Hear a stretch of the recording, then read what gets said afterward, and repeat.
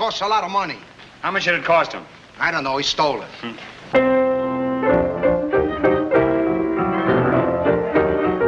Welcome to the Marx Brothers Council podcast, episode 15, This Magnificent Display of Effusion. As keen listeners will know, this podcast is now coming to you in living stereo, so it gives me great pleasure to say that seated on my left hand is the man who brought the Marx Brothers musical I'll Say She Is back to the New York stage it should never have left, and then told the tangled tale in his compulsive tome, Gimme a Thrill, Mr. Noah Dime. Good morning, or evening, or afternoon, Matthew, Bob, Jay. Happy to be here as always. And with Noah, as ever, is the man who not only presents the Marx Brothers Council podcast, but mixes and edits it too. So if at any point we sound either coherent or on topic, you'll know he's been hard at work. Seated on my right hand, Mr. Bob Gassell.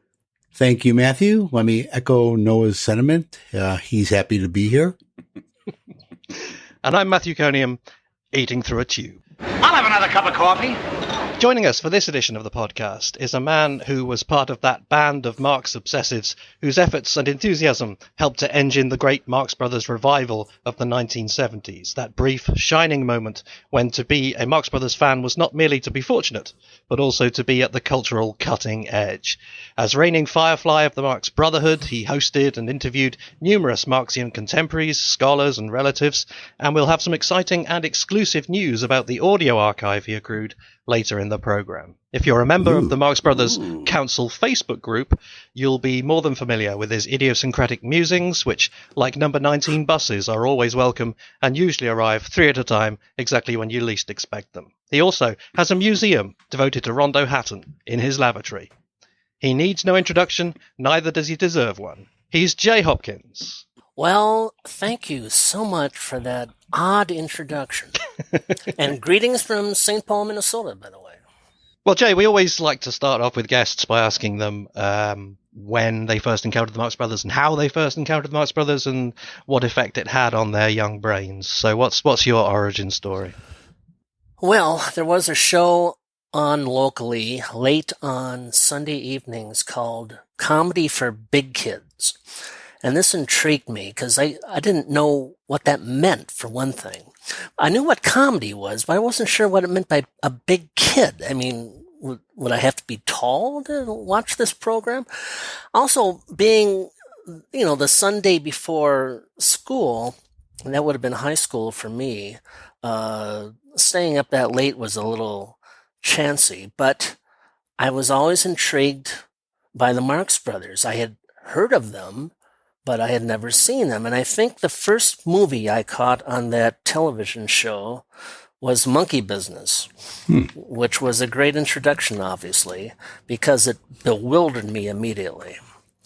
And I could barely keep up with the dialogue. And shortly thereafter, Richard Onobly's Why a Duck came out. And once I purchased that book, I could take my time and read the dialogue and get the jokes. So it was very helpful in that regard. And then there would be theatrical revivals, happily, and I would always attend those because, of course, it's always much more pleasant being with an audience watching the Marx Brothers films. So usually locally you would find duck soup and horse feathers on a double bill. Sometimes you would find A Night at the Opera, and Don't Ask Me Why, but The Big Store. And not too long after that, Animal Crackers was reissued, so that was a very big deal. So, yeah, all that kind of came to a head for me at least, it would have been, the mid-70s. Well, revivals are very much the theme of our podcast this time. On October the 13th, 2016, Donald Liebenson said to readers of the Los Angeles Times, the Marx Brothers are having a moment again. And he asked, what's behind this sudden Marxist uprising? He went on to list a flurry of recent arrivals: the Blu-ray set with the newly discovered uncut version of Animal Crackers, my book, Noah's Show and Book, Robert Bader's Four of the Three Musketeers, and the possibility of there being a film of Steve Stolier's Raised Eyebrows. Had it come along in time, he would doubtless have added Josh Frank's Giraffes on Horseback Salad to the list too. But a flurry of activity is not a snowstorm, still less is it a blizzard. And I think it's fair to say that while these are unusually exciting times to be a Marx Brothers fan, they still pale beside the veritable avalanche that was the 1970s revival. Noah and I have certainly tried our hardest to make it all happen again, not only writing and performing, but also programming events and festivals designed to reignite that sense of community. But while we were mere boys and beardless youths at the time of the original revival, Mr. Cassell and Mr. Hopkins were very much there. So talk us through something about those days. Was it really like waking up every day in a different universe? Not for me. No, I don't wish to put a damper on this. But, oh, go on. At least not this early. Usually I hold off on putting a damper into the conversation for a good 5 minutes. I think we're only about 3 minutes into this thing. Obviously, during the Vietnam War, there was a lot of interest in duck soup. I have no doubt that that's why. In fact, I think the first time I saw a theatrical revival of Horse Feathers and Duck Soup, it was on the University of Minnesota campus. They used to have a theater there, cleverly called the Campus Theater. Well, they always had a packed house. And of course, Duck Soup in particular would appeal to college students during the anti-war movement. So, and Groucho himself said as much on the Dick Cavett show. So that certainly had something to do with the appeal back then. Yeah, Duck Soup and Horse Feathers really seem to be the ones that grab the attention of the younger folks. You know, I think that they had been playing Marx Brothers films through the years. It wasn't new, but I think they just been random. Okay, we'll book At the Circus, we'll book the Coconuts. But I think once we got to, the late 60s, early 70s, people really focused on, I believe Horse Feathers and Duck Soup. And that's where a lot of the attention and a lot of the legend came from. Yeah, I mean, I think they're certainly very fortunate, weren't they, in that they, of all the things that they could have applied their style to, they happened to make a war film and a college film. I mean, that's extremely fortunate, isn't it? Yeah, but it's more than just that, isn't it? I mean, there is the 1960s particularly were a time when the older comedians were really sort of being put out to grass more than revived. And it is those aspects of the Marx Brothers that make them unique, that appealed here, wasn't it? Particularly to a younger generation, there wasn't a lot of comedy for people under 25 years old. It's either do you like Lucy? Do you like do you like Jerry Lewis? Well, if you don't, what was next? And there was a gap here. I have a theory, which is not really my theory, but I'll appropriate and advance it. Adam Gopnik, in a 2012 article in the New Yorker called The 40-Year Itch, proposes that there's always, I'm quoting from him, the prime site of nostalgia is always whatever happened or is thought to have happened in the decade between 40 and 50 years past. And it really is true. If you look through the decades, there are always exceptions, but in the 1940s, there's tremendous nostalgia for the aughts. Meet Me in St. Louis, the Magnificent Ambersons. The 60s become this huge boom for 20s nostalgia. Gopnik talks about all those Beatles albums that had 20s pastiche numbers on them, like When I'm 64, Maxwell Silverhammer. Then in the 70s, we get all this 30s stuff, The Sting, Paper Moon, Star Wars, based on, 30s film serials. In the 80s, it's all this 40s stuff. It's incredible how consistently true that was. Yeah. And now today, it's all a lot of nostalgia for the 1980s these days. So it was sort of time for that in the 1960s and 70s to look back at the 30s. And it has something to do with the age of the people who are influential in popular culture. Generally, it's all driven by people in their 40s, nostalgic for the period of their early childhood or just before. In Back to the Future Part 2, which a lot of it takes place in 2015, they do go back to a 1980s theme bar. Yeah. Yeah, that's right. So there is something about the allure of it's the not too distant past, the past you can almost reach. I would like to add that Jack Haley Jr. produced and directed a compilation film that came out in 1974 called That's Entertainment. And personally, that was the film that introduced me to the musical genre. Mm-hmm. And I just adored that film.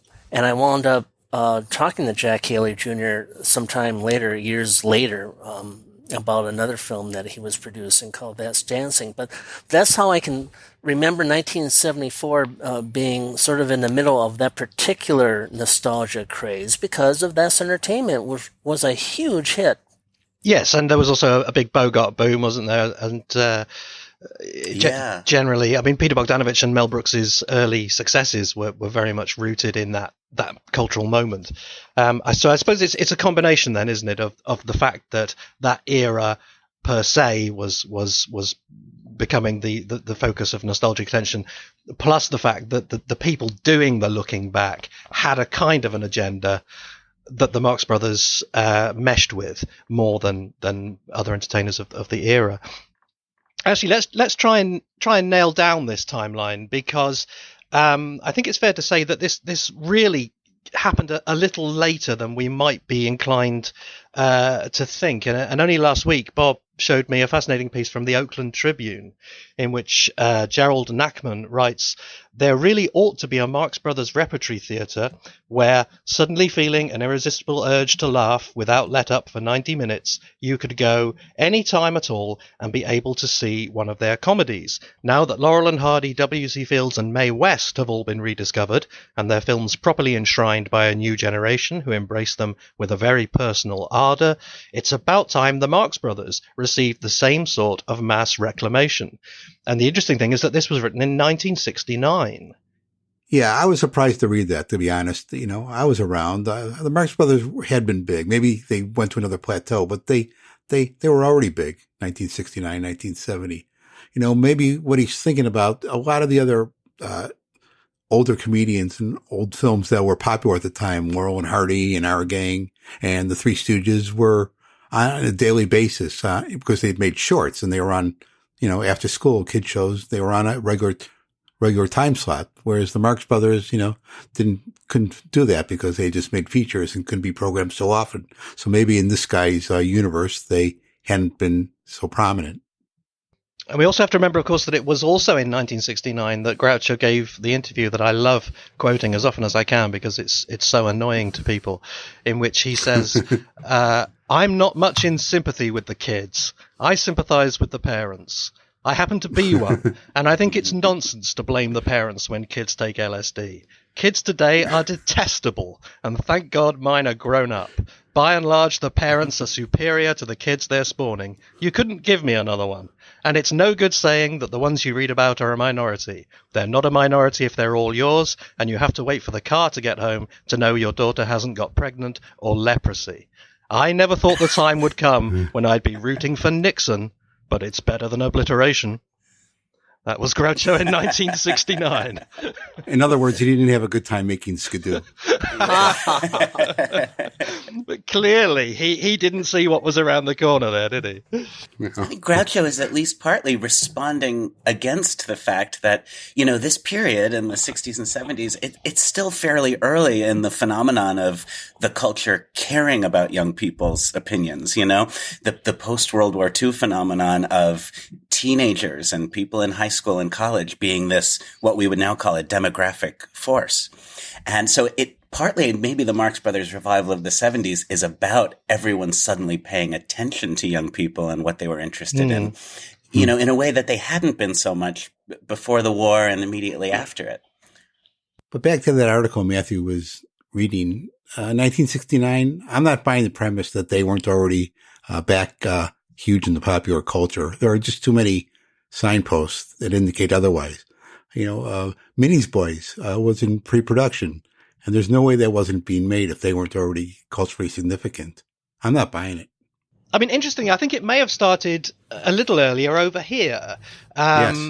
I know in America, I mean, obviously, new generations of comedians come along and replace older generations constantly. But I think it was much more of an organic process in America. Although you had some very confrontational people like Lenny Bruce and so on, the old guard was still very much in attendance. Whereas over here, I think the changes were slightly more revolutionary, starting with the Goons in the 50s and then moving on to Beyond the Fringe, which created the satire boom that went through.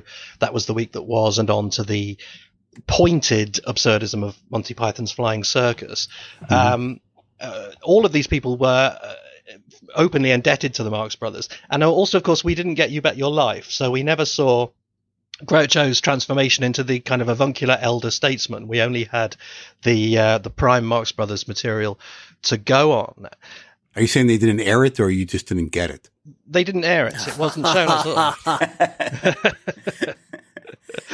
It's not difficult to get that quiz show. Plus, we didn't get it. But when Groucho came over in 1965 to do a British version of You Bet Your Life, which unfortunately wasn't well received, he did stop off at the National Film Theatre for an interview and a screening of Animal Crackers, which we were freely able to see. And it is interesting, I think, that according to reports, the audience was predominantly young, it was predominantly undergraduate, and it was very noisy and boisterous and vocally hero worshipping of him. And this was 1965. And wasn't there that big Paris film festival that he went over for, where he was given some honors? Right. Well, he got how do you pronounce it? The Légion d'honneur or something like that? Yeah. That'll do for me. So that's how Inspector Clouseau pronounces it.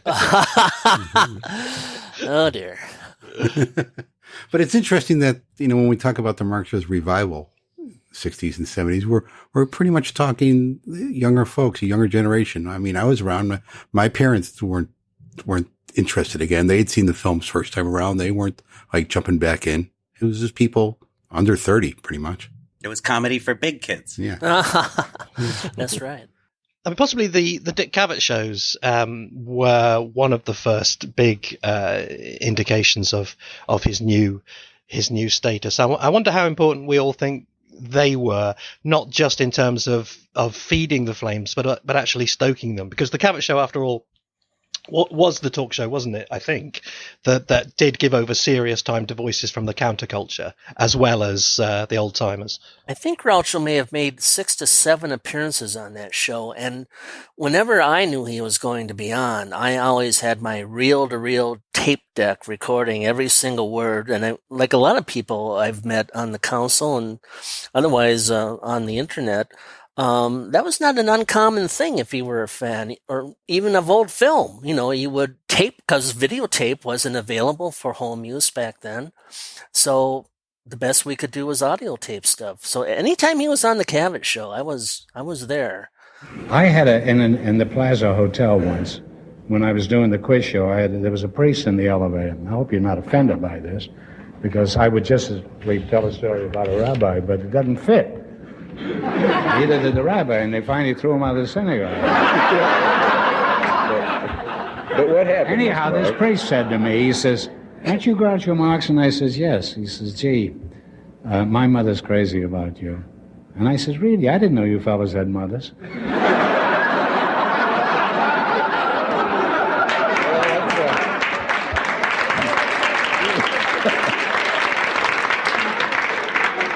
What can I say? I had a priest stop me up in Montreal some years ago, and he came up to me and says, "Aren't you Groucho Marx?" And I says, "Yes." He says, "May I shake your hand?" I said, "Fine." I shook hands with him. He said, "I want to thank you for all the joy you've put into the world." And I says, "I want to thank you for all the joy you've taken out of it." I think it makes sense. The Cavett show is the kind of intellectual and political alternative to the much more mainstream Carson show. I guess I'm the outlier here. I always attributed their revival to Groucho's cameo appearance on the Julia sitcom. Well, you're free to try to sell us that theory. But it is very interesting, isn't it, to watch him on Cavett, because there is the audience are clearly not just glad to see him, but they've come to see him, and they sort of cheer and applaud everything he says, and you can see him almost sort of stopping and taking stock and thinking, wow, this is something new. But I wonder if that was more of an acknowledgement or a tribute to his, You Bet Your Life period than it was to his Marx Brothers career. I wonder that. I don't know, because it's all out of sync for me.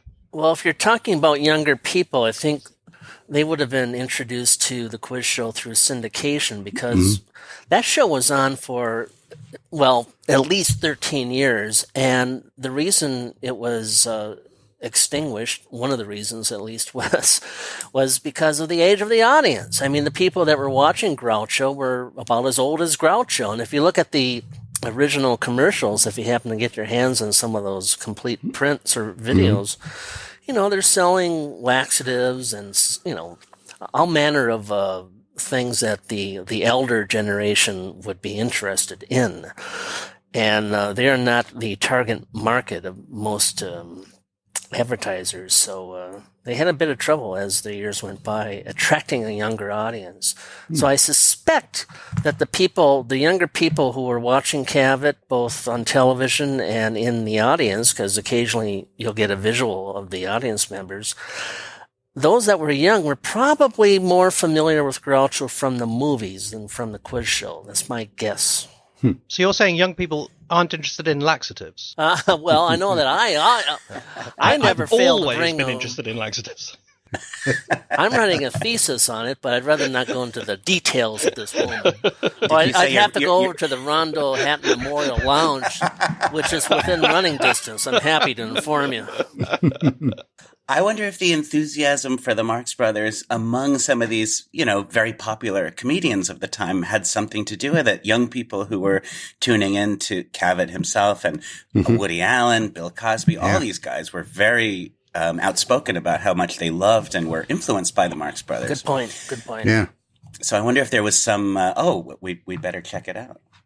Actually, speaking of Woody Allen and Bill Cosby, if anyone is interested in seeing some of Groucho's uncut appearances on Cavett, do rush out and get the Dick Cavett Show box sets, because there's some very good stuff on there. On the Hollywood Greats box set, there's the December 1971 show in which Groucho appears alongside Dan Rowan and Debbie Reynolds, with whom he has a very amusing, pretty near the knuckle exchange, which she takes in reasonably good spirits, but she does leave early. It's true.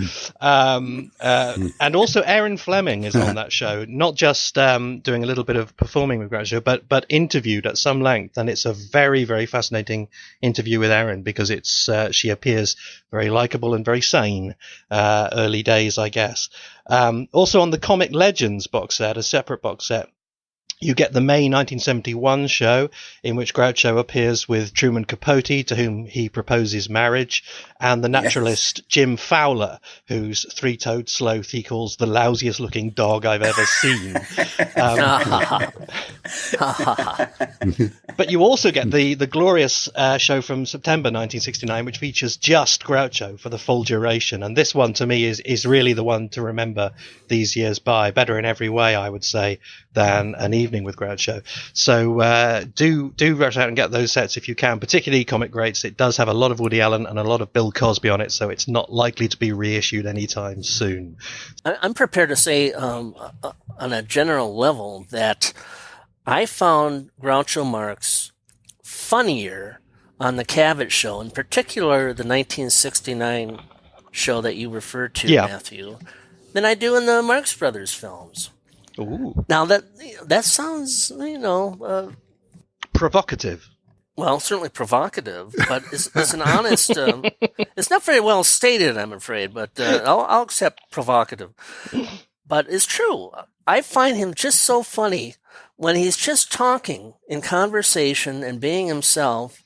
Then I find him when he's, in front of a camera, running through well-rehearsed lines. He was just that good as a conversationalist. And obviously that's a big reason that the quiz show was on for 13 years and then some. That's interesting because I find him delightful company on those shows, incredibly relaxing and charming, but very, very noticeably not the Groucho that he is supposed to be and that everybody wants him to be. I find him a bit hit and miss, certainly as a wit. Lovely, very charming, but not the Groucho of legend. He comes across as a real person. When Woody Allen first met Groucho, he said, he reminds me of one of my Jewish relatives. And that is the Groucho who comes across, I think, on those Cavett interviews. Yeah, he's wittier and kind of a more iconoclastic figure in numerous ways than anyone you're likely to run into at a family wedding. But ultimately, he's, a man in old age, who has the spotlight and makes the best of it, but who you might run into on the street or at the store. I think Woody Allen said to Cavett on the PBS show that he regarded Groucho on talk shows as resembling a Jewish uncle. Yeah. Although I think he said clearly more gifted, and that's about as far as he went in complimenting Groucho Marx. Well, you spent your entire life being funny. I mean, Groucho had a whole reservoir of wit just available to him at any time. The same way if you spent your life being a lawyer, you'd have a whole legal library you could reach into and quote from at any moment. That's a good analogy, yeah.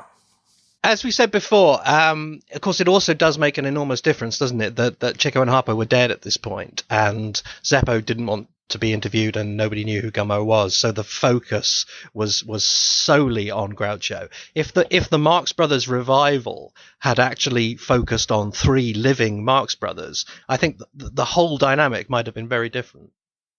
And there's a couple of other missing links around this time that we haven't touched upon. Groucho had made some variety show appearances, reviving some old movie skits on Kraft Music Hall and Hollywood Palace, and I think he was on the Jackie Gleason show a few times doing some bits. So that's very important, actually, isn't it? Very good point, because if the Groucho on the Hollywood Palace with Margaret Dumont is a Groucho who is absolutely looking backwards, isn't he, at his aging original audience. It's very, very different from the Groucho of 5 years later, who's looking ahead at a new young audience. I think it's very much a pure nostalgia piece, isn't it? That Hollywood Palace show and the one where he sings Hackenbush. That hadn't struck me actually until you said that. But that's what makes those shows so different. Sometimes in those appearances, he seems to sincerely believe that it's now up to Melinda to hang on to the Marx audience. Yes. The Rankin Bass Animation Studio produced a television special called The Mad, Mad, Mad Comedians, which had segments based on the work of all of these classic comedy stars, W.C. Fields and many others, including the Marx Brothers. And the Marx Brothers segment was a very abridged version of the Napoleon scene from I'll Say She Is. In my opinion, as I've expressed probably more than anyone wanted to hear it from me, not an outstanding version of the Napoleon scene. Very, very drastically edited down and not terribly effective. But it does have Groucho doing his own vocal performance, and Paul Frees playing Chico. This special came out in 1970, so it would be early on in the phenomenon we're talking about. And I guess we also should mention Skidoo. There's never going to be a more sensible time to mention Skidoo. Skidoo, this extraordinary anomaly of 1968, where Groucho, after having spent the previous years of the decade bemoaning just about every aspect of modern youthful popular culture, from music to movies to theatre, who caused angry scenes in theatres by complaining in the middle of the interval and walking out and berating the audience and so on, suddenly decides to get involved in this film, which is almost almost a parody of the counterculture, a ridiculous film in which various old celebrities endorse LSD, dropping out, caftans, and what have you. I've never really had a convincing explanation given to me of why he got involved in that. I mean, all I know is that he and Jackie Gleason sort of talked each other into doing it. If you do it, I will. Maybe it was just the money and the fact that he didn't have to travel very far, but it just seems to be everything he hated at that point. Skidoo is even more inexplicable when you set it alongside some of the projects he turned down that seemed to be much more worthy of his attention or much more up his alley.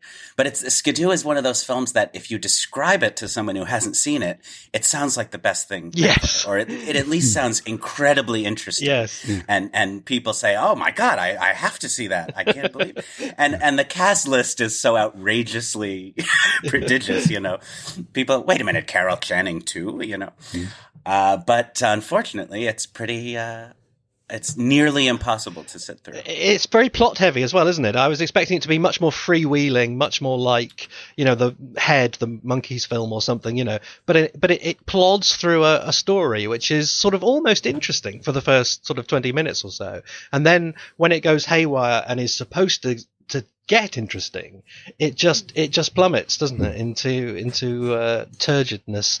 But as Bob has said many times, the one thing you do have to say about Groucho's performance is that it's incredibly spirited. He looks vastly more energetic than he should be for a man of his age. He's giving it his all, and he at least doesn't disgrace himself. His character is a gangster who is sort of code-named God. And so it's often been said, including in the publicity materials for the film, that Groucho Marx plays God in Skidoo. It's not quite the case because in the film, he doesn't play a character with any kind of celestial power or presence. However, it is a little bit of a tease. Imagine if Groucho had gotten a chance to take on that role the way George Burns eventually did. I think Groucho would have made an excellent God. And as I think Bob was the first person to point out what a missed opportunity that Zeppo wasn't recruited to play his secretary Jesus Wagstaff.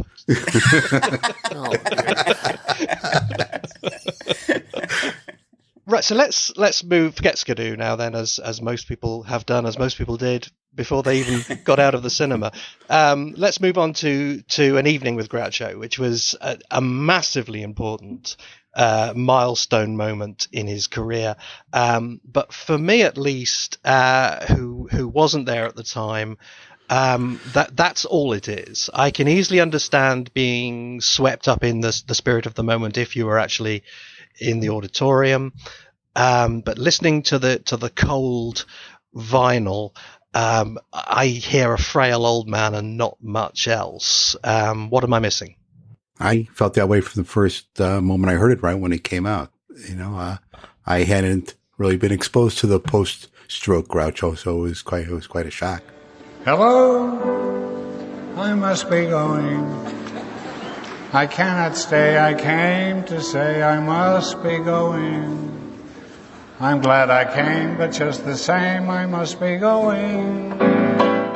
I was rather saddened by it, as a matter of fact. That I may have played that LP a total of 4 times in my life. Once for me, yeah. Once, whenever I'm feeling exuberant or, relaxed and I want to tense up and get depressed, I would put that album on. The only way I was able to get through it was to put the speed up to 45. Let's get some life into him, yeah. I had a similar initial response, and I also missed all the in-between stuff. I found this album pretty early on in my worship of the Marx Brothers, and I hadn't yet seen even You Bet Your Life. So I went right from the movie Groucho to this Groucho. And on first listen, I found it almost heartbreaking. Then as I got used to it and just sort of accepted, okay, this is where he was when this was recorded, things that are interesting about the album started to reveal themselves to me as its main features, including that astoundingly good overture that Marvin Hamlish plays, which I have come to refer to as the Grouch Overture. That is a beautiful medley, which combines Beethoven with all these numbers from Marx Brothers movies. And it's also very interesting that Groucho's repertoire on this record is mostly, it comes from before the films. You would expect that he might have sung all the songs he sang in the movies, but I think Lydia and Hello, I Must Be Going are the only such examples. Mm-hmm. Much of what he performs musically on that record is all this early vaudeville novelty stuff, the Toronto song and that early Irving Berlin, Stay Down Here Where You Belong, and that the one about all the bucks. What's that one called? Timbuktu. Oh, yeah. An early Kalmar and Ruby Tin Pan Alley novelty song. And I found that very interesting, that Groucho, who never was a solo artist, really, like Groucho alone on stage entertaining an audience, virtually never happened. And when it finally was time to do that, he went right back to his pre-1920 repertoire. Yes, that is interesting, isn't it? Yeah, no, whatever it is, I'm against it, which would you think would be an absolute must for that audience, but right. Everyone says I love you. It's in the overture, but Groucho doesn't sing it.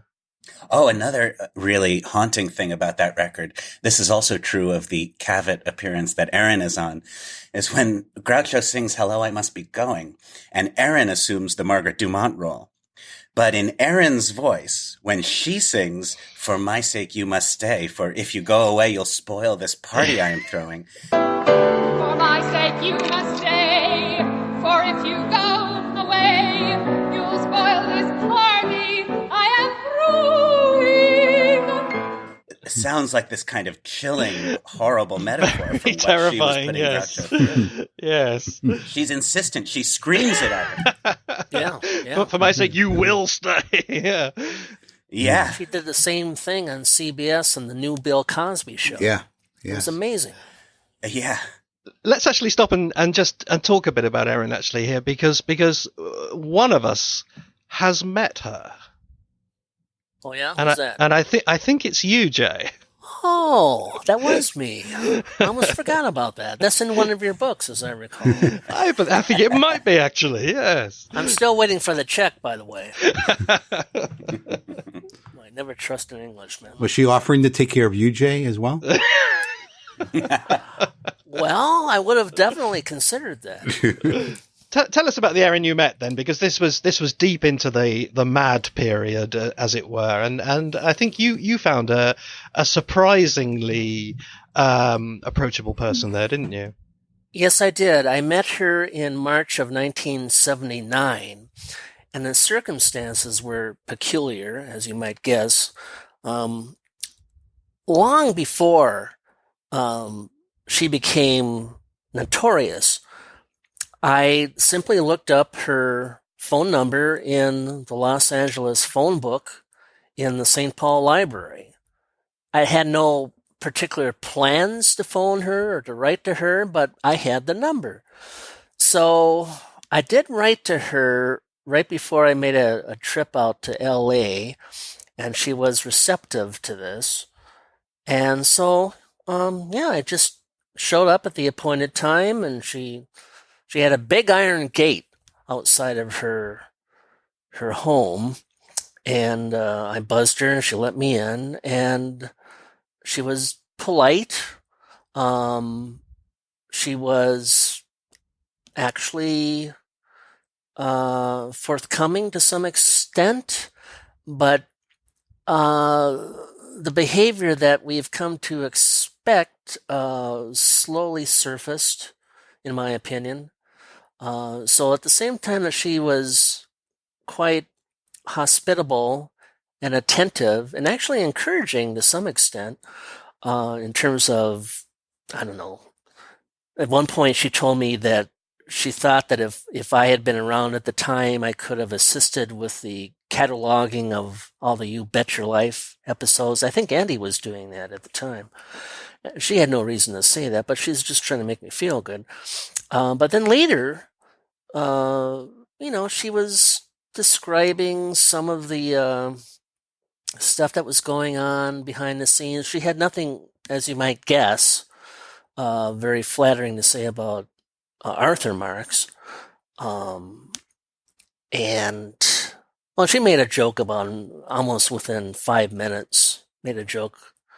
She was talking with Zeppel, and Zeppel had a theory, according to Erin, that the reason Arthur came out the way he did, whatever that means, is because, what was it, Ruth was pregnant with him at the time, and they were performing on stage and dancing, and Zeppel lost his grip or something, and she fell into the where the band area was while carrying Arthur. So that was Zeppel's big joke. I'm sure he told it much better than I just attempted to. Because Zeppel was a funny guy, we all know that. He was the funniest guy off stage. But and also a big cheerleader for Erin, wasn't he? Oh yes, they were buddies. Yeah. There's no question about that. So let me just say that I'm not reinforcing her opinion of Arthur by any means. I just thought it was peculiar that she came forth with this kind of cruel joke, this cruel anecdote, within moments of my sitting down. Other than that, she was swell. I was kind of astonished later because, I had not printed that interview until Matthew announced that he'd be writing this book. And then I revisited the interview, and I didn't think I had anything there worth printing. But I was able to sew something together by transcribing the entire hour interview and then editing it, which I think is not uncommon practice. I don't think it's particularly against the rules of journalism. I was able to look at a section on page 1 of my transcription and then note that she expanded on a thought on page 3. So I would just put those passages together, and suddenly I had some substance to this thing. Mm-hmm. Now, I think that's the only time I did that to any extent, but it was quite interesting to discover there was something there worth printing, as Matthew has proven. But I didn't know it for many years. It's interesting in the interview she gives to Barry Norman in the BBC documentary on Groucho, where she appears to be projecting, as we would say now, to quite an extraordinary degree, where she describes the atmosphere inside Groucho's house as being everybody walking on eggshells and terrified of some outburst of anger or ill temper. But she attributes that ill temper to Groucho rather than herself, and implies that she too was walking on eggshells. So yes, I mean, an interesting woman. I mean, I in a funny way, I feel more ambivalent about her knowing as much as we now do than I would have done had I simply thought that she was this pushy person who forced Groucho into late life appearances. I mean, I think if all I knew about her was that she was behind An Evening with Groucho, making him wear denim, and making him pose with Queen, I think I would probably feel a lot less about her, than what I do now, even though I know that she was, physically and mentally abusive. I mean, it is a sad story. I don't think it's it is a sad story, a black and white story, about a wicked witch and a dear old man. It is a very, very sad kind of accident, isn't it? A collision of circumstances. Yes. And certainly the fullest account of those years and of that environment that you're likely to come across is in my friend Steve Stoller's book, Raised Eyebrows, My Years Inside Groucho's House. I mean, that's quite a testament to the zaniness, shall we call it, of 1083 Hillcrest Road at the time. Yes, and a grim page-turner. Why didn't she ever write a book? That's a very good question. I don't know. She's one of the most complicated figures in the whole saga, and I think it's very easy to blame the sadness of Groucho's later years on this unstable young woman who entered the scene. And certainly there's no excusing the aspects of her behavior that were abusive and horrific. But she did step into a giant void created by Groucho's alienation from his children. And she did provide, as we've often remarked, a kind of awareness of his own legendary status that was valuable to Groucho and perhaps played some role in keeping him alive. And she also founded Groucho Marx Productions, which exists to this day. And I don't think she was in it to make a buck either.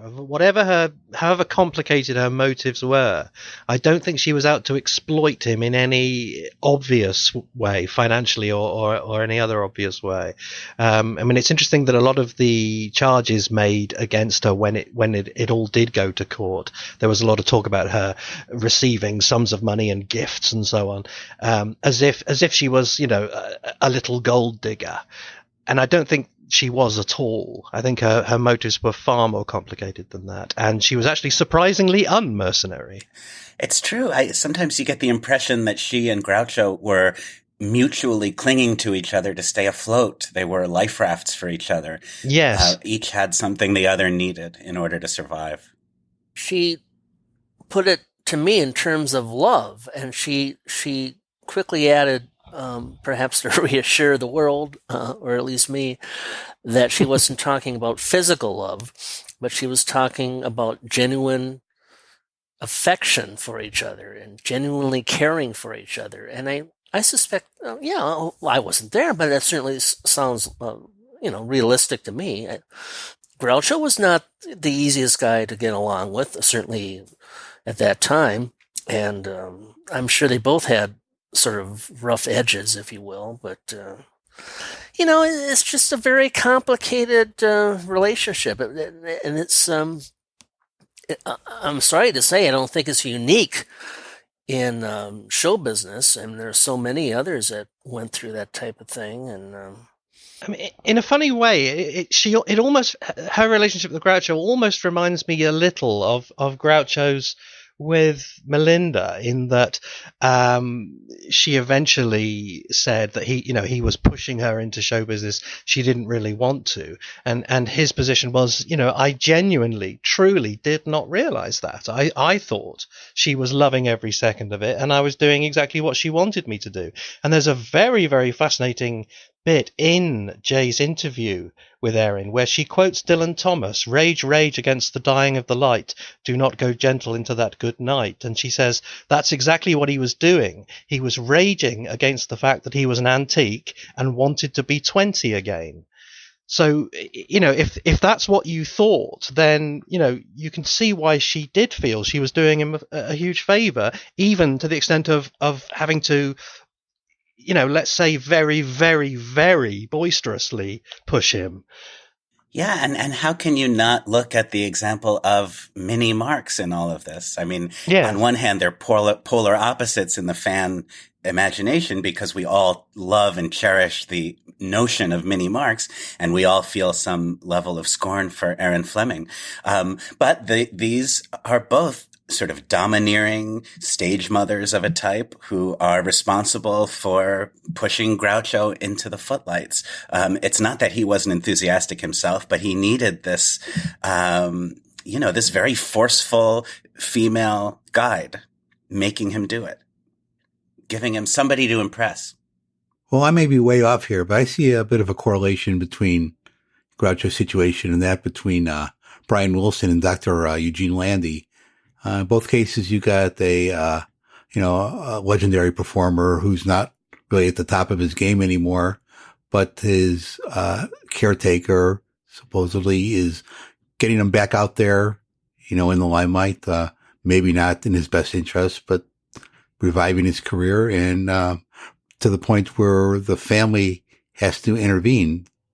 Jay, when you met Erin and spent time with her, did you get any sense from her of how do you think she felt about this attention from Marx Brothers fans? Was she relishing the chance to speak to a young person who was interested, or did she seem kind of put upon in any way? She didn't seem put upon, but I don't think she was seeking any more attention. I think she had gotten quite enough attention by the time the lawsuit had wrapped up.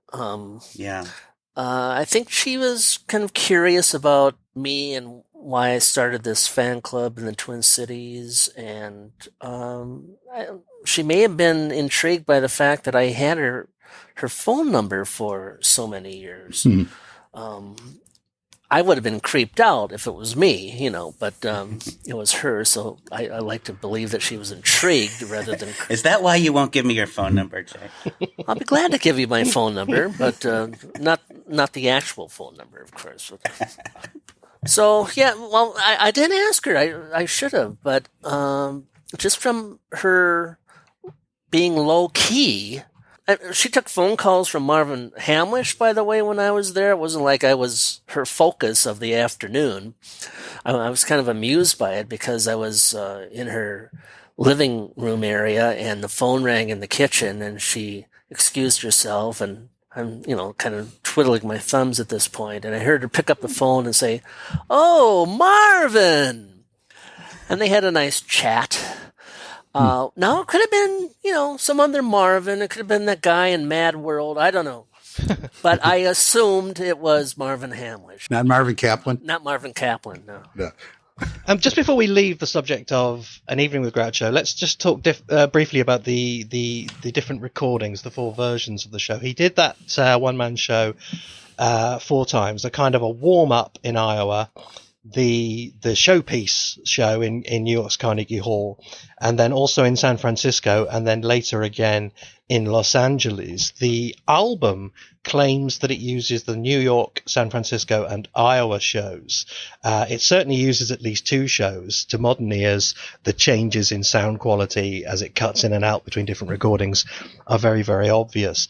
But the San Francisco show has recently emerged in its entirety, and it is very, very interesting in that it's a much more lively performance. My grandfather had been a magician in Germany, and my grandmother yodeled and played the harp. They traveled from town to town in a covered wagon. They came to America. Harper learned to play the harp on my grandmother's harp, which was about this big, and was worth at least $35. He found it in the closet. He was self-taught because he was a natural musician, Harpo. He once tried to take lessons, and he got a teacher over from the Metropolitan Opera House. And the teacher came in, and he said to Harpo, well, let me hear you play something. And Harpo started to play those rolls that he did. And the teacher said, "That's real good." He says, "Could you teach me that? I'll give you $10. Apparently there is a video or a film done. Yes, the final show. Los Angeles show, but... The Los Angeles show, which was so by far the worst. Another stroke had massively debilitated him in between. It was videotaped. Jay, I believe, has seen it. I believe it's unbearably sad. There's a very popular cable channel in the States called Comedy Central. But when it began, it was called the HA channel, H-A exclamation point. And that's where this video surfaced. And if I remember correctly, I did record it on VHS. I have subsequently lost it or erased it or something. But for good reason, because it was uncomfortable. It wasn't, I was joking about the album earlier and about how I would listen to it if I wanted to feel depressed. Well, the video, that was no joke with the video. I genuinely was depressed, which is probably why I got rid of it. The record album, they could edit and tighten it up. Yes, that's true. They can. That's exactly not so much right. with the film. Mm-hmm. Plus, you can't see him with the double hit of his slowness, and I believe it's correct in saying that on that performance he actually. It's not just subpar, but he is actually lost. He's wandering. He doesn't pick up his cues. There are long periods of silence. I mean, how they managed to cobble anything together, I don't know, but I believe that was the case. So I just came across this essay Robert Bader has written about the Groucho tour and the album. Let me just read an excerpt here. We'll post this entire article on the blog. It's a nice piece. The show debuted in Ames, Iowa at the C.Y. Stevens Auditorium at Iowa State University on April 29th. The big event was the upcoming Carnegie Hall show in New York on May 6th. All of the shows would be recorded for a planned album. After Carnegie Hall, Groucho traveled to France to be honored at the Cannes Film Festival. He returned to the stage on August 11th at the Masonic Auditorium in San Francisco, but it was all too much. On September 12th, Groucho suffered a stroke and was hospitalized. October performances in Chicago and Detroit were canceled. The September 24th performance in Los Angeles was rescheduled at the assistance of Erin Fleming, but Groucho was not well enough to perform. Erin told the press that the postponement was the result of Groucho being depressed by the September 5th massacre of 11 members of the Israeli Olympic team in Munich, Germany. The stroke was not disclosed. The album would be made from the 3 shows already recorded. In reviewing the recordings, producer Phil Ramone concluded that the Carnegie Hall performance was the weakest. The tapes were deftly edited to utilize portions of the Iowa and San Francisco shows along with the best material recorded at Carnegie Hall. An Evening with Groucho was enjoying its run on the Billboard charts when Groucho finally played at the Dorothy Chandler Pavilion in Los Angeles on December 11th.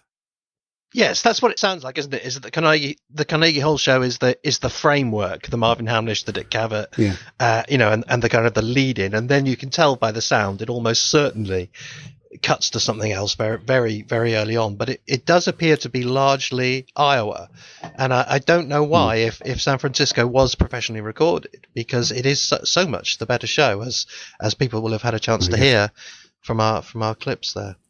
But we should mention here that despite all this against it, it was a hit. It was a huge hit. It was, Gold. yes. Yeah, it was very popular. Which brings us then to the re-premiere of Animal Crackers. If there was one event that most serves as the pivot for the 70s revival, it was the reappearance of Animal Crackers, which you unfortunate Americans hadn't been able to see for some time. We'd seen it hundreds of times. We had it on television. We programmed it at cinemas, but you couldn't because of a rights issue. And it emerged back in 1974, thanks to the efforts of Mr. Steve Stoller, and what was known as the re-premiere, which was attended by Groucho and Victor Herman, brought about scenes of pandemonium that exceeded even the Carnegie Hall date. It was almost a case of like a religious pilgrimage, devotees flocking to touch the hem of this divine figure and almost tearing him limb from limb in the process. It really was amazing because, you had this act from the distant past, which had all this great work. And here's basically, for all intents and purposes, a new work. It's like all of a sudden a new Beatles album showed up from their middle of their prime that nobody had heard. It was just amazing that here was a new piece of, not only a new piece of Marx Brothers, a new piece of great Marx Brothers, yes, right in the middle of their renaissance. It couldn't have been better timed.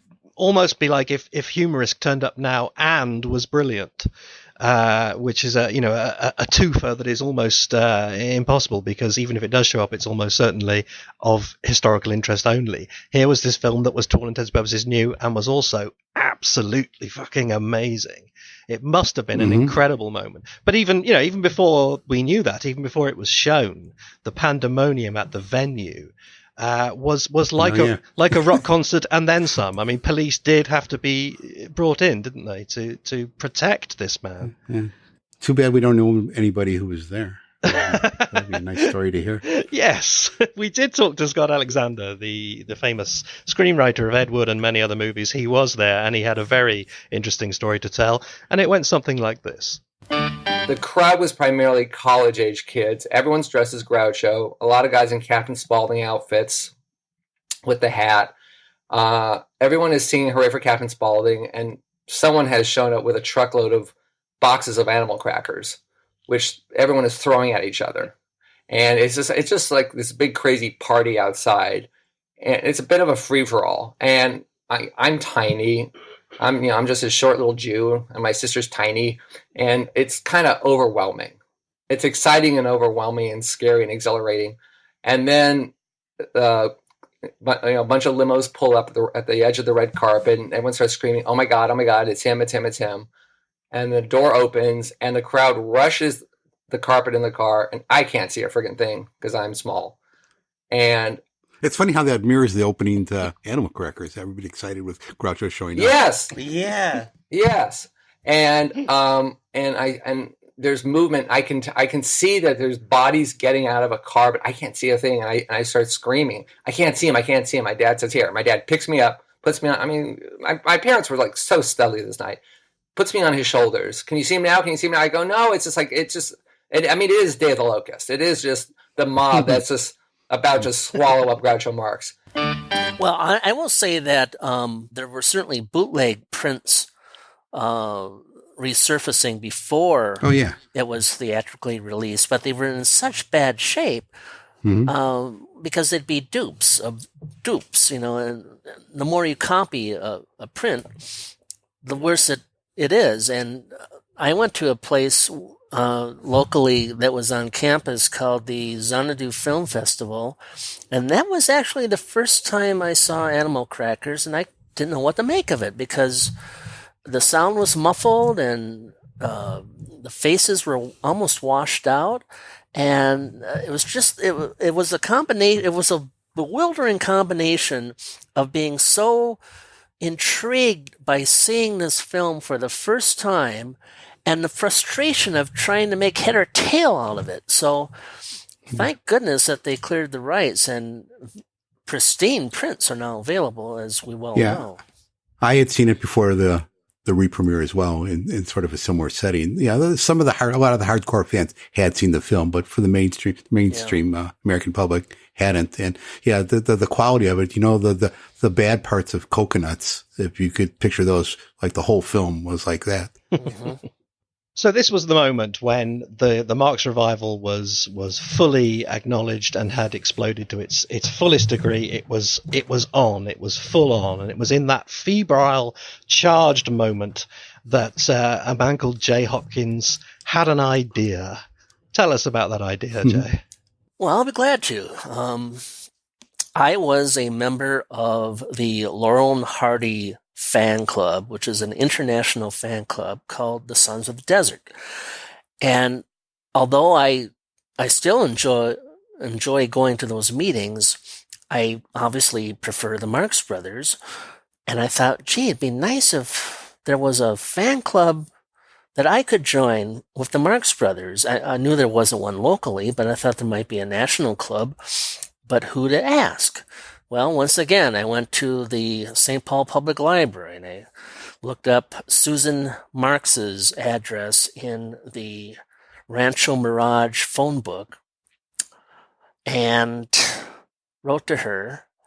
And, well, that was it. I wrote to her not only to tell her how delighted I was with the Marx Brothers and with Harpo in particular, but I simply wanted an answer to this question. Is there such a club? And she said, no, but we'd be delighted if you were to start one. And that wasn't really something I wanted to do. But I was determined to create an environment where Marx Brothers fans could get together in an actual auditorium and screen the films and screen related films such as the quiz show and enjoy it as a group. And that's what I ended up doing. You know, it became the Marx Brotherhood. Now, that's not the most creative name in the world, but I thought it would get the message across pretty clearly, and I was wrong. Because in order to promote this thing on the University of Minnesota campus, I would staple these posters all over the campus. But some of them were continually teared down. They were ripped down, and I couldn't, within days of my putting them up, and I couldn't figure out who would be doing this. And then we finally came to the determination. I can't remember if it was John Bircher's or if it was, I think it was a transcendental meditation group, and somehow they misinterpreted the word Marx or something. And I had Hirschfeld's famous drawing, you know, as the major part of the poster, and it said, interested in the Marx Brothers? You know, obviously these people were not only disinterested, they were determined to rip down the posters. So that's about as disinterested as you can get, you know. So aside from that bit of sabotage, I managed to get the word out, and it took off. At one point, we would have up to 200 people attending screenings. And you had a newsletter or newspapers that you distributed? Oh, well, first of all, if you were to be a member, you would get these flyers that would announce the upcoming programs. But we did have a magazine, and in this case, I did not invent the name. I think I stole it from Maxine. No, from Miriam Marx, because Miriam Marx, when she was in college, correct me if I'm wrong, but I think she had a column in the school newspaper called Marx, Mm-hmm. R.E. Colin Marx. And I thought that was too good not to steal, so we created a couple of issues of this magazine called Remarks, and it perhaps has more typographical errors than any other publication known to man. But, that's why I eventually went out to LA and interviewed a few folks, because I wanted to put the interviews in that magazine. So tell us about some of the more eventful evenings at the Marx Brotherhood. I'm thinking, for instance, of the night you interviewed Charlotte Chandler. Well, I almost got her killed, for one thing. Not on purpose. But let me give you a little backstory in this. It was pretty funny. I heard about her book coming out, so I wrote to her and told her about the club, and it turned out that she had planned to visit the Twin Cities, Minneapolis and St. Paul, to promote the book. And I said, well, we'll have to have you at the club. It'll be terrific. Well, what happened in the meantime is that the people that ran the television cameras, that union went on strike right before she was to hit town. So I got this unanticipated phone call from her. And she said, well, I'll definitely be at your club, but all my television appearances have been canceled. And she asked me, now I'm just like an 18-year-old kid living at home with my parents, and she wanted to know if I had any connections, if I could somehow either get her, if not get her on television, at least arrange for some visits at bookstores and so forth. And I said, well, the best I can do is get you to the club, but I will get you to the club. So I picked her up at her hotel in downtown Minneapolis, and I was so nervous, my gosh, that I went right through a red light, and she screamed. And if I wanted to be mean, I might suggest that her wig nearly popped off, but I won't say that. I don't know for a fact that she wore a wig, but she was definitely startled. So by the time we got to the Marx Brotherhood, she was wide awake and ready to go. I'm ready to talk for about 3 hours, if I remember rightly, wasn't it? That's the way it turned out. Well, that's another thing. I can't help but be self-deprecating, because look at all the material I've got to go with here. Now, I was just so ill-disciplined as an interviewer, and so grateful that she was there to tell these stories, that with her and myself on stage, soliciting questions from the audience, it did go on forever. And because I just couldn't bring myself to say, okay, that's it, that's enough. And what's funny about it is we made an audio recording of this, and the auditorium, it's called Murphy Hall Auditorium, and it's in the journalism school building. But at that time, it was in such need of repair that the seats squeaked. Every time somebody would get off of the seat and walk out, or run out in this case, you'd hear. So as you get further and further along into this interview, her voice is drowned out by the sound of these chairs. It sounded like the soundtrack for Hitchcock's The Birds, So that was kind of sad, actually, to be honest with you. But we got her there, and I did not get her killed on the way back. So points for me there. In terms of testing your audience's patience, presumably you never did anything as silly as to try and make them sit there and listen to a recording of the Mikado. Oh, yes, that was our least popular meeting, I must say. I don't think there were any chairs squeaking because there was nobody there in the first place. We had to artificially squeak the chairs just to pretend that there were people leaving. Must have been a titwillow. Oh, yes, very good. So were you intending to get the TV show and couldn't or something? Or what? I mean, what did you have in mind there? As far as I knew, there was no kinescope to get, although there was. But what happened was I just fell in love with the Columbia Records release, which I think is much better than the kinescope. And I did edit the thing. I have the flyer here somewhere, but I think it only ran about 45 minutes, but that was enough for people not to show up.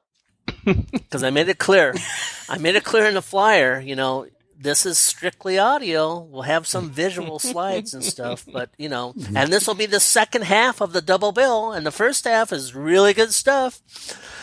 But they didn't come anyway. What was the first half? Well, I'd have to look it up to tell you, which I can do, but I was going to say they didn't show up in droves. That's They stayed away in droves. Stayed away. That's the actual cliche. It is a bizarre thing to imagine people sat in rows just listening to something. I mean, it is a very ambitious plan, I must admit. We did that on occasion. Oh, here I've got the flyer here. The first part of the program was a W.C. Fields film. It's a gift. And then we had Hollywood on Parade from 1933. Well, I would have come for that. My God. Next time I'll let you know. I mean, when we did the Marx Festival in Bath in 2016, John Tefteller very kindly lent us some chunks of never before heard since original transmission Flywheel and cool. a couple of other radio appearances. So we played them about 10 minutes or so each of Flywheel and another Groucho show. And we had, a couple of slides, but even for that length of time, and it was wonderful. It was fascinating. It was great to hear it, but you sensed that was about as long as people were willing to take of just listening to something. Kudos to you for your ambitious plan there. Tell us about the door prize. Well, this is also spectacularly unfunny, but what's I think it's funny already. It gets worse. And I haven't even started. Well, I wanted to interject some humor into these meetings, because I was always deafened by the sound of those chairs when people were leaving. So I decided to have a door prize, and of course, anybody could have predicted this. It turned out to be a door. What was unfortunate is... At least it wasn't a booby prize. Where were you when I needed you? I didn't realize when I went to a hardware store to get a door for this practical joke that there's a difference. You can get an oak door that is very, very, very heavy, or you can get a hollow door, which is not nearly as heavy. Well, I didn't know the difference, so I got this extremely heavy door just for this stupid gag, and I had to have accomplices out in the hall hide it and then bring it in upon the prompt. And, of course, the person that won it refused it, naturally enough. I think he said, unless you can get the house that goes around it, I'm not interested. So... that was the tragedy of that. I had to get rid of this thing, and I don't know how I got it back home. I think I tied it to the roof of my car or something, and then even when I got home, I didn't know what to do with it. I may still have it around. I may still have it around here somewhere. Hey, maybe it's time for a Marx Brothers Council contest. We could somebody could still get that door prize. I don't know if you can add it as an attachment to email very successfully. That would have made it the winner assumes the shipping That would have made it costs. much easier. Yeah. So how long did the Marx Brotherhood last? What sort of time period are we talking about here? Oh dear, let's see. I guess it would have began in 1976, and then I graduated in 79, And the club continued, but I was no longer the president of that organization because you have to be a student to be in charge of a student organization. And we had to be a student organization to use the facilities. So I think I recruited a gent by the name of Kevin Anderson at that time, who, of course, was a student. And he, of course, liked the Marx Brothers. Those were the two requirements. And Mark Petty continued to assist, and of course I was involved in setting things up, and actually it was kind of like a puppet dictatorship now that I look back on it, because I was still calling the shots. But basically Kevin Anderson was around to take the fall if there was any unpleasantness, from the police or the FBI or you name it. So it continued, I think, for maybe a year and a half. I know that we were having meetings in 81. That may have been the last year. And that's about when reaching towards the time when I discovered them. It's interesting that it bridged those two eras for me. Efforts like the Marx Brotherhood and Paul Wesolowski's efforts with the Fredonia Gazette and his open houses, these very clearly prefigure things like the Marx Brothers Council and Matthew's Bath Marks and what we've done in New York with Marx Fest. And these kinds of fan gatherings and events have always been keeping the idea of the Marx Brothers alive in various ways. And in a very real way, people like my approximate age, Matthew's generation, I was born the year Groucho died, and we were the beneficiaries of that 1970s surge of interest in the Marx Brothers. Because of that, there was all this stuff lying around, all these posters and books that had been generated during that period. And I realized I came away when I was a child with the strange impression that there was something very 70s about the Marx Brothers. Not because of anything inherent to their work, but because all these books I had from the library, they all had 1970s color schemes and typefaces, and it all seemed sort of consistent with that post-psychedelia look that we associate with 70s pop culture. Matthew, didn't we come across some reference to a Marx fandom in Great Britain, like in the 40s or 50s or something like that? You remember that? I don't actually know. No. Okay. Well, I'm going to dig into our archives, and if I find it, you're hearing this in the podcast. So if I don't find it, this is going to be cut out. You use a little bit of Carnegie Hall, a little bit of San Francisco. If you do find it, yeah, cut in me saying, "Yes, you're absolutely right, Bob. Tell us more." But yeah, I mean, so just the revival thing, is it happening again? Could it happen again? If it isn't happening again, if it couldn't happen again, what's different this time? Is it just that it's that little bit older again? I think the culture is so much more fragmented now. Yes. I don't know if there could ever be that kind of massive revival of interest in an old showbiz institution just because there's so many more places to go for that stuff. It's possible that the current revival of interest in the Marx Brothers, it might be the same size as the one that happened in the 70s. It just feels smaller in today's landscape. Yeah, I totally agree with that. And let me just piggyback by saying that I think one of the reasons it's not likely to happen again is the same reason that it ended in the first place. Like I had mentioned before, I think one of the reasons for the 70s Renaissance was that there was a comedy hole. There wasn't a lot of comedy for people of the baby boomer generation, so they looked back and found the Marxes. But once we got into the mid to late 70s and Saturday Night Live premiered and Steve Martin became big and Robin Williams came, there was a whole new generation of comedy, and there wasn't as big a void. So the Marxes weren't as needed, I'm going to say. Yeah. And that has continued through the decades. New comedians, new comic forms, new outlets. And it's just hard to imagine that there is room for the Marxes or any old act to find that big of an audience. It'll find a loyal audience. It will find an audience, but it's hard for us to imagine it becoming mainstream again. Sorry, folks. Well, before we sign off on this edition of the Marx Brothers Council podcast, have a listen to this chunk of antique audio. You may well recognize one of the voices you're about to hear. The other one belongs to You Bet Your Life head honcho John Goodell. And I told him I wanted to do a quiz show. And I had this idea, but I didn't have it for anybody in particular. And he said, well, I flopped 4 times on the radio so far, I might as well compete with refrigerators and, on prizes and things like that. So we went into business together. Each put up $125 for a half of a record. Yeah, right. We made the record at the end of a house party show. We used the same audience. Oh, yeah.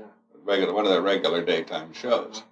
And I took it to all 3 networks. They all turned it down because they said, well, he's flopped 4 times on the radio so far. So naturally, he's not any good. Yeah. But then I read in the paper that a man named Alan Gelman, who was president of the Elgin American Compact Company, was coming out here from Chicago to buy the Phil Baker show, Everybody Wins. Yeah. It said to buy. I hadn't bought it yet. So I called him up at the Beverly Hills Hotel and took him the audition record and played it for him. He thought that was very funny. You remember the Marx Brothers and Coconuts. Oh, yeah. And he didn't know that Groucho had flopped 4 times on the radio, so he bought the show. Much to Phil Baker's. Well, Phil Baker fired his press agent for putting the article in the paper about coming out to sign before it was signed. You're rather sneaky, aren't you? Well, you read the paper. So, Jay, that was one of your interview recordings with John Goodell of You Bet Your Life, and there are others too. And you have, with extreme generosity, thrown them over to Bob to mix and to for us to use in forthcoming podcasts, the Jay Hopkins interviews. I'm just delighted that you're allowing this avenue of distribution. And hey, they've been sitting in my closet in a shoebox for 30 years or more. So it's about time that they get out there, I think. So tell us who we've got to look forward to other than Goodell. Well, you have at your disposal, well, there's Erin Fleming, whom we have mentioned. There's Arthur Marx. There's Nat Perrin.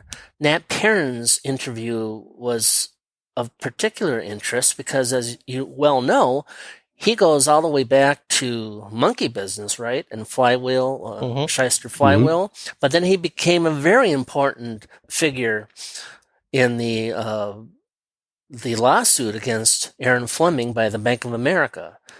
And he became Groucho's conservator as appointed by a judge. So he had to referee between the Arthur Marx side of that split and Erin Fleming. And he had to, approve of when so-and-so could visit the house. And he discusses that in the interviews. And so that one in particular, I would encourage members of the council to be on the lookout for. But beyond that, I interviewed Steve Stoller, a very, very interesting interview with him, and Bernie Smith, who was the head writer and co-director with Robert Dwan of You Bet Your Life. And he was very forthcoming. Let me tell you a quick story about him. It'll be real quick. I interviewed him. He wanted to have lunch, so we went to a place in Beverly Hills called Hamburger Hamlet. Great name. And although the hamburgers were not particularly great.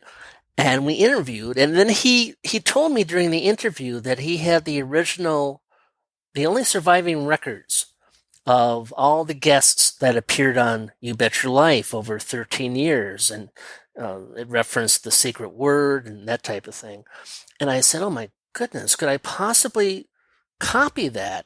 So he invited me to his house, and here I am taking, clearly, I'm going to stay rooted there for hours on end because all I've got is a piece of paper and a pencil, and I'm writing all this stuff down.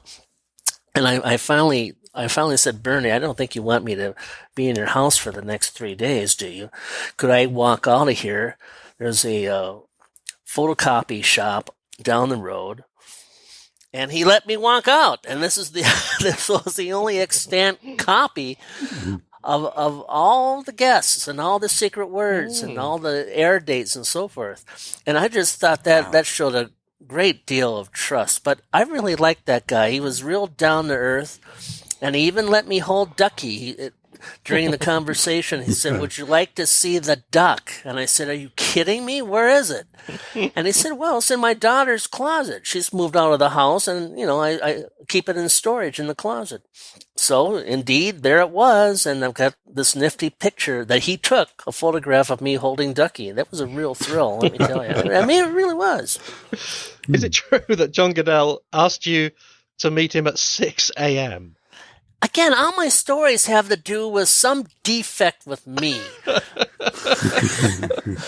And this is no exception. I had the man on the phone. I was at a hotel that they have subsequently raised, not surprisingly, but it was called the Del Flores Hotel in Beverly Hills. And I've got Goodell on the phone. And of course, I had corresponded with him ahead of time, and he knew about the Marx Brotherhood, and he actually got me a print of Tell It to Groucho eventually. So, we were communicating, and he knew I was in town. So I said, "Well, what time may I come over for the interview?" And he said very quickly, "All right, be here at 6, click." And I thought, no, that can't be right. I mean, who would open a door to me? Well, at all, really, but especially at 6 in the morning. I thought I must have misunderstood. So I interpreted his directions as be there at 8. So, of course, there I was, promptly late. And he came out of the house, and he said, "You're supposed to be here 2 hours ago." So that's how we started that interview. But it had nowhere to go but up. But he was delightfully funny, as you'll find out, those people that listen to it. And I encourage everybody to stay tuned for that interview, because he was a very funny guy, and of course instrumental to Groucho's career. I mean, if it had been for Goodell, the end of Groucho Marx as we knew it may have been 1949. Indeed, yeah.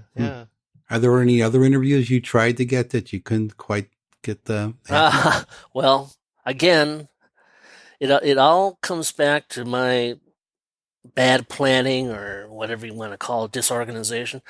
I had written to Maury Riskin, and he actually wrote back. Some of you may have seen that in the council. He had a very creative way of using a typewriter ribbon. But he did tell me, "If you're ever in town, look me up. I'll be glad to give you, an hour of my time for an interview." Well, in this case, it wasn't a matter of me mistaking the arrival time. It was not bringing his phone number with me. So I had no way of communicating with him. Now, I had his home address, so guess what yours truly did? I walked up to his front door. There was a car in the driveway. Clearly somebody was home.